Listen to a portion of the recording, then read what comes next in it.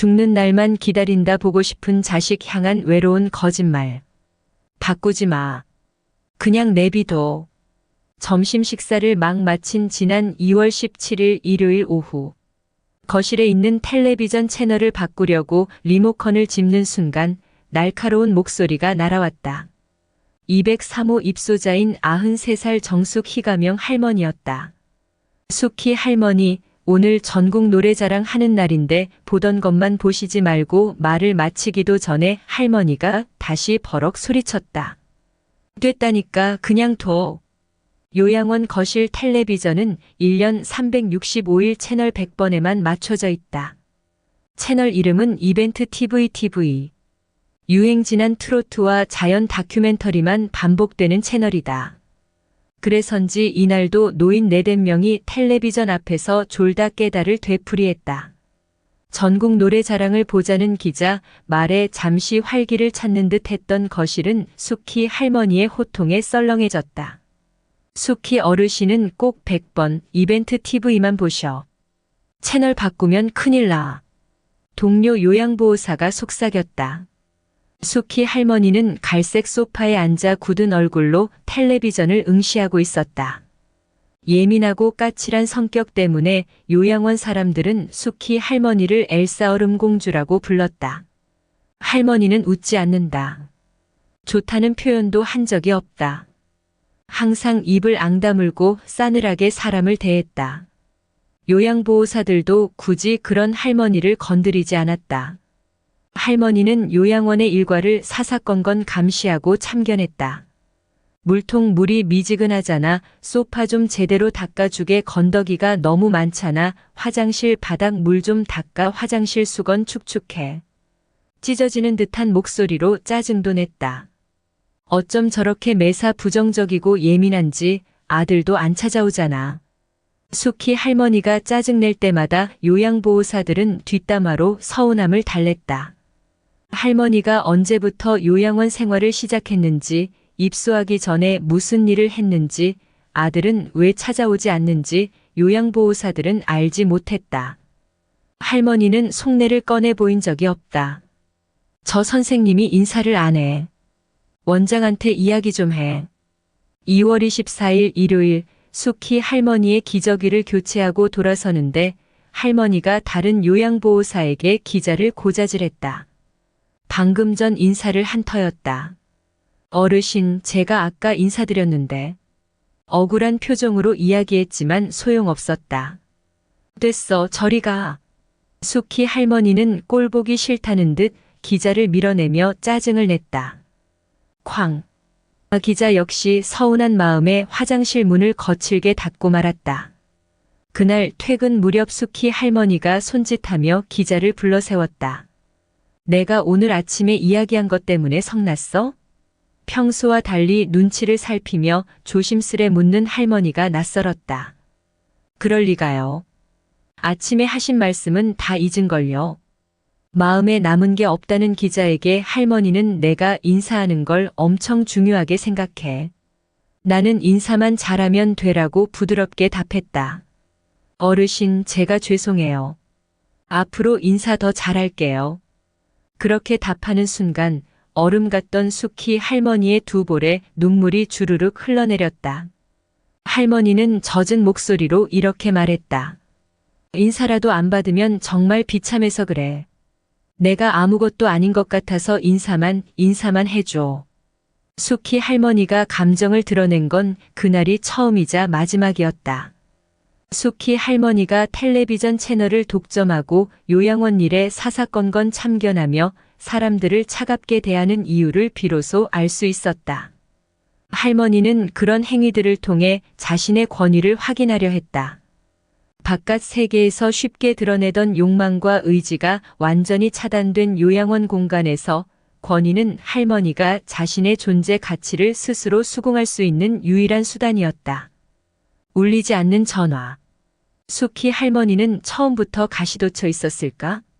전문가들은 노년의 거주지 이전은 노인들에게 큰 스트레스로 작용하고 특히 새로운 거주지가 시설인 경우 상당한 충격을 받는다고 입을 모은다.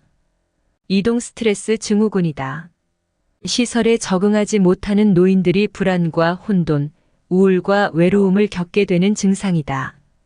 2009년 대한간호학회지에 실린 경희대 이혜경 연구원 등의 노인 요양시설 입소 노인의 시설 적응에 미치는 요인 논문을 보면 누가 입소를 결정했는지, 가족의 지지가 있는지 등에 따라 적응 정도의 차이가 크다.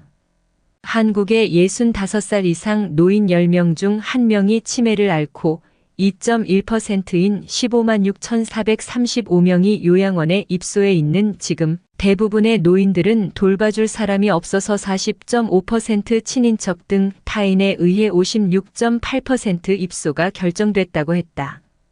전문가들은 이동 스트레스 증후군을 줄이는 등 시설 적응을 위해 가족이나 친지들의 보살핌이 중요하다고 입을 모은다. 그러나 기자가 요양원에 있는 한 달 동안 숙희 할머니를 찾아오는 사람은 없었다. 다른 노인들도 입소 초기엔 가족들이 종종 요양원을 찾지만 시간이 흐르면서 대부분 발길이 뜸해진다. 2013년 3월 이응 요양원에 들어온 숙희 할머니는 27명 노인 가운데 가장 오래된 입소자였다.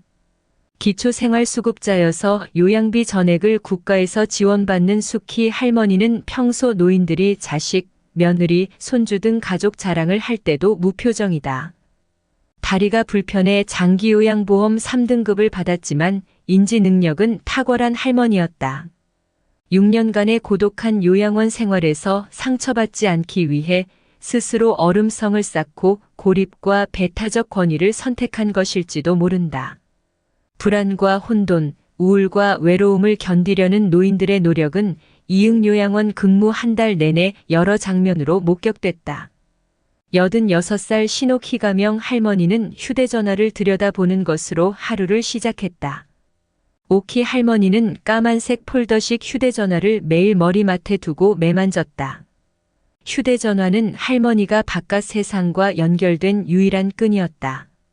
가족 중 누구도 단축번호를 알려주지 않았는지 오키 할머니는 줄창 통화 버튼만 눌렀다. 그 탓에 매번 할머니의 전화가 호출하는 건 마지막 통화자인 아들이었다.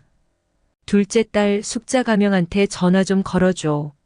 한 번도 울리지 않는 전화기를 오전 내내 들여다보던 오키 할머니가 어느 날 기자에게 휴대전화를 내밀었다. 오전 11시. 직장 생활을 하는 둘째 딸이 한창 일할 시간이었다. 어르신 급한 일이세요? 아이고 그냥 통화해 보려고. 할 말은 많지. 뚜루루루루루 뚜루루루루루. 음성사서함으로 연결되기 직전 둘째 딸이 전화를 받았다. 아이고 못 견디겠어. 그 통장 다 찾았어? 아니 통장 찾았느냐고. 줬어? 도장까지? 그랬어? 내가 찾아놓은 돈도 있을 건데 10만 원. 10만 원 찾아서 약값 주고 그날 약 찾으러 갔었잖아. 도장이랑 통장 다 가지고 있어서 다행이다. 잘했네 잘했어.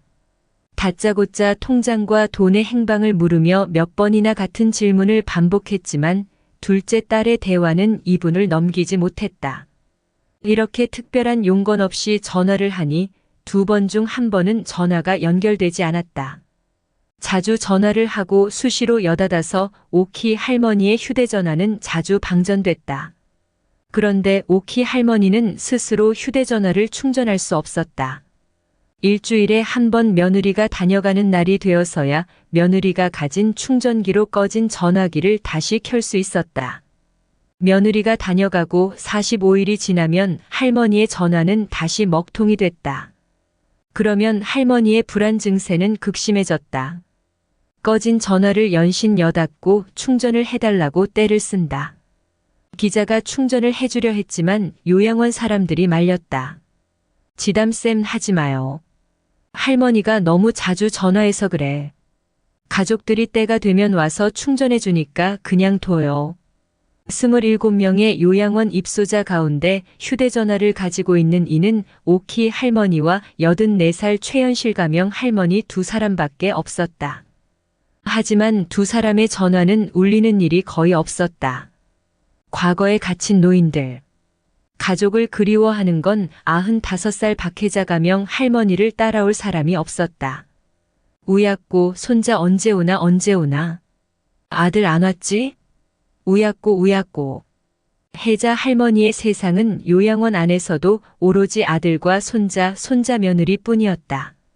문제는 혜자 할머니가 더는 이들을 기억하지 못한다는 사실이다. 혜자 할머니는 치매가 심각했다. 그러면서도 보행기에 의지해 성치 않은 다리를 끌고 하루 종일 아들과 손자 며느리를 찾아 헤맸다. 할머니는 종종 아들이 찾아온 듯한 환청과 환각에 시달렸다. 그때마다 손자 며느리 역할은 기자의 몫이었다. 혜자 할머니는 하루에도 몇 번씩 기자의 얼굴을 쓰다듬고 뽀뽀를 했다. 혜자 할머니는 아낌없이 주는 나무 같은 사람이었다. 하루는 침대 절반을 기자에게 내어주었다. 그날도 혜자 할머니는 기자를 손자 며느리로 착각했다. 나는 손부인 줄도 모르고 우약고. 힘든데 여기 누워도 된다. 괜찮다. 내 안 더럽다.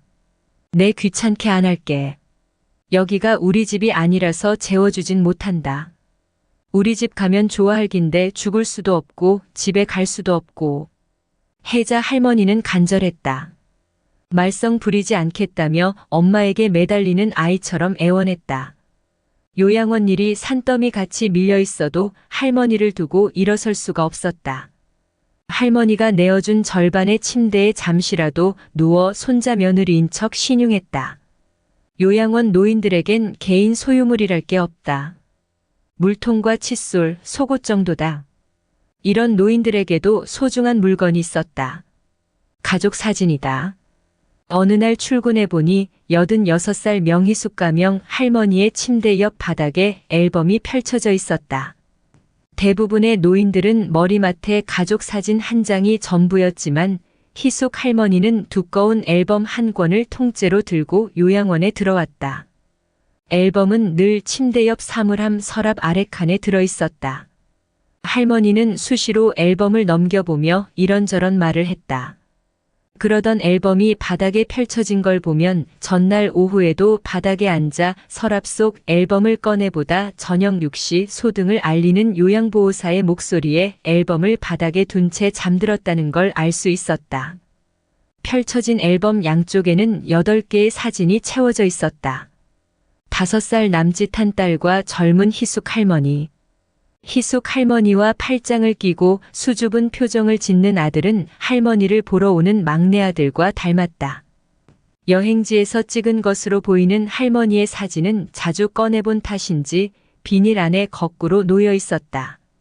꿈속에서 가족을 만났을까? 곤히 잠든 할머니는 자면서도 옅은 미소를 짓고 있었다. 93살 황옥실 가명 할머니 역시 가족 사진을 보며 외로움을 달랜다. 딸이 한 명 있었지만 딸은 남의 집 어른들을 모시느라 자주 찾아오지 못했다. 할머니는 발길 뜸한 딸도 보내주지 않는 사위도 탓하지 않았다.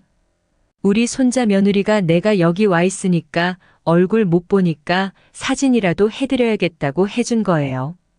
바쁜 사람들이 모여서 사진 찍느라고 얼마나 고생을 했겠어. 얼마나 예뻐.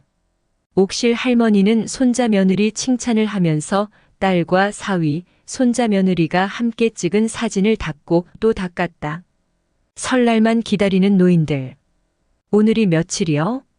1월 30일 수요일이요. 설까진 며칠 남은 거지? 내일이 31일, 그 다음 날이 2월 1일이고요. 주말 지나고 화요일, 여기 빨간 날이 설이에요. 87살 박옥순 가명 할머니의 물음에 휴대전화 달력을 꺼내 손가락으로 하나씩 날짜를 짚으며 설명했다. 민족 대명절인 설. 외로움이 켜켜이 쌓인 요양원 노인들이 1년 중 가장 기다리는 날이다. 자식은 물론 며느리, 손자, 손녀들까지 한꺼번에 볼 수 있는 유일한 날이기 때문이다. 몇몇 노인은 설 연휴를 맞아 자식들의 집으로 외출을 다녀오기도 했다. 내가 목욕이 월요일이요. 그날 목욕하고 아들 집에 가면 되겠구먼. 옥순 할머니는 만족스러운 표정을 지었다. 노인들은 설 전주부터 목욕 날짜를 거듭 확인했다. 평소엔 냄새가 나도 자포자기했지만 이때만큼은 그러지 않았다. 옥순 할머니의 초점 없이 흐렸던 눈동자는 반짝였고 뺨은 분홍빛으로 물들었다. 아들 5을 둔 옥순 할머니는 설 당일 아들 집으로 가 하룻밤 자고 온다고 했다. 입소 전 5 며느리가 23년씩 돌아가며 옥순 할머니를 모셨듯 명절에 할머니가 머물 집도 순번제로 정해진다고 했다. 구정 때 가면 그날 저녁 자고 다음날 아침에 여기 올 거야. 하루만 자야지. 지들 처갓집 장가가고 다 했는디 내가 가서 오래 있으면 뭐해. 며느리도 자기 집에 가야지. 옥순 할머니는 요양원에서 유일하게 자신의 의지로 입소한 노인이었다. 친구 아들의 손을 잡고 요양원 계약을 하고 온 날 아들들은 불효자로 만들지 말라며 길길이 뛰었다고 했다. 가족 관계가 그렇게 양호한 옥순 할머니의 외출도 설 당일부터 다음날 아침까지 1박 2일 뿐이었다. 그럼에도 옥순 할머니는 며느리에게 짐이 될까 마음 졸였다. 옥순 할머니와 같은 방을 쓰는 88살 김순자 가명 할머니도 모처럼 아들 집에 갈 생각에 설레는 마음을 주체하지 못했다. 자식들이 데리러 와. 명절인데 그래도 내가 어머니인데 안 오겠어? 대명절인데. 딸이랑 사위랑 다 나보러 오지. 순자 할머니는 들뜬 목소리로 말하다가 이내 표정이 다시 어두워졌다.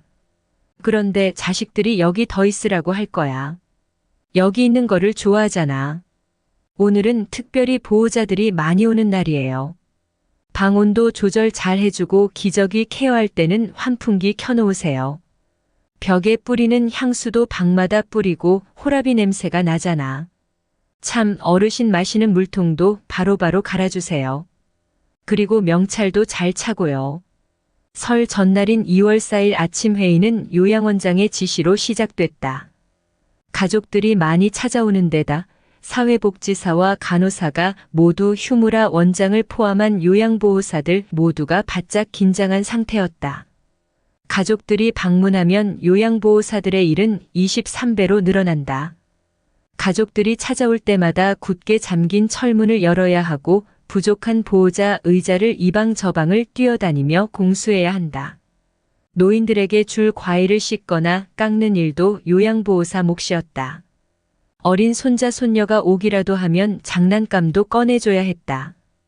가족이 떠난 뒤 남아있는 두유나 우유곽은 바로바로 씻어 분리수거를 해야 한다. 쓰레기를 정리하고 떠나는 가족은 없었다. 북적이는 설 연휴 희비 엇갈리는 노인들. 엄마, 모자가 어디 있지? 얼굴에 바르는 거 좀 바르고 갈래? 빨간색 우리 엄마 신발 예쁘네. 엄마 이제 좋은데 가자. 명 여사님 갑시다. 설 하루 전인 2월 4일. 희숙 할머니의 아들은 빨간 신발을 사들고 왔다. 멋쟁이 신발이라는 요양보호사들의 말에 할머니의 표정이 한껏 달아올랐다. 왁자지껄 떠들던 희숙 할머니와 아들은 점심 식사를 마친 뒤 빨간 신발을 신고 떠났다. 저 할머니 아들 집에 가면 3일은 있다가 와. 맞은편 방 옥실 할머니가 두 사람의 뒷모습을 물끄러미 바라봤다. 떠날 사람이 모두 떠나가자 요양원에는 순식간에 정막이 찾아왔다. 명절이 되면 요양원 노인들의 행복함과 외로움은 극심하게 양극화한다. 80살 허선의 가명 할머니가 그랬다. 선의 할머니는 같은 반인 84살 최남준 가명 할머니 가족을 피해 거실로 나와 앉았다. 아들과 딸, 며느리와 손자, 손녀까지 10명이 넘는 대가족이 찾아온 남준 할머니 가족은 침대에 빙 둘러앉아 이야기를 나누는 중이었다. 옆방 보호자 의자까지 빌려왔다.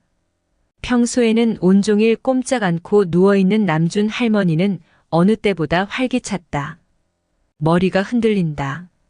여기저기가 다 아프다. 아이처럼 가족들에게 어리광을 부렸다. 선의 할머니가 피해 나온 거실은 한기가 느껴질 정도로 서늘했다. 누가 날 좀 데리러 올 줄 알았는데 안 데리러 오네. 외국에서 공부시켜봤자 소용없어. 아들이 미국에 있다는 선의 할머니는 혹시 아들이 올지도 모른다는 기대가 실망으로 변하자 속상한 마음을 털어놨다. 그럼에도 마지막까지 기대를 접지 못했다. 띠리링 현관에서 벨이 울릴 때면 선의 할머니는 혹시나 싶어 현관 쪽으로 고개를 빼꼼히 내밀었다. 자녀들의 성별도 요양원 노인들의 설 풍경을 갈라놓았다. 아들을 둔 노인들은 가족이 방문하거나 외출을 다녀왔지만 딸을 둔 노인들은 방문을 기대조차 하지 않았다. 설에 가족이 오냐는 기자의 질문에 옥실 할머니는 버럭 소리를 지르며 난 아들도 없고 딸 하나밖에 없는데 딸이 어떻게 와? 못 와.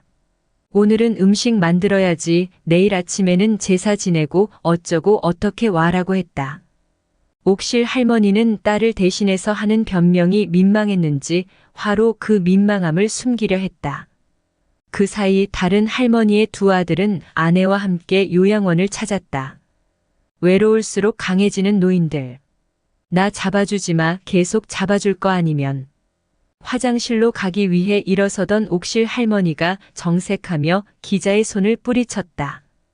옥실 할머니는 요양원에서 회장님으로 불렸다. 나이가 많기도 했지만 노인들과 요양보호사들을 살뜰히 챙겨붙은 별명이다. 몸뚱이가 건강해야 잘 먹고 잘 잔다. 새해에는 건강하고 다른 사람을 누구보다 잘 챙긴 옥실 할머니였지만 정작 자신은 도움의 손길을 거부했다. 죽을 때까지 기약 없이 이곳에 머무르는 노인들과 달리 요양보호사들은 12년을 넘기지 못하고 교체된다. 할머니들이 요양보호사에게 마음을 줘봤자 결국 다시 혼자 남는다는 걸 잘 안다. 오랜 요양원 생활은 사람들에게 주는 정이 결국 자신을 더 외롭게 한다는 경험칙을 체득하게 했다. 휠체어를 타는 수키 할머니 역시 일체의 도움을 받지 않았다. 잡아주지 마. 화장실 문턱 앞에서 끙끙대는 수키 할머니의 휠체어를 밀어주다 되레 혼쭐이 났다. 수키 할머니는 목욕을 제외한 모든 일을 혼자 척척 해냈다. 옥실 할머니는 저녁마다 내일 아침엔 일어나지 않게 해달라고 기도한다고 했다. 건강하라는 덕담을 입에 달고 사는 할머니였지만 자신의 소원은 이른 죽음이다. 믿을 데가 없잖아. 자식이 없으니까. 요양원 노인들은 고독할수록 강인해진다. 이곳 요양원에서 의지할 곳은 자신뿐이다. 옥실 할머니는 오늘도 한 발 한 발 난간에 의지의 꿋꿋이 혼자 화장실로 향했다.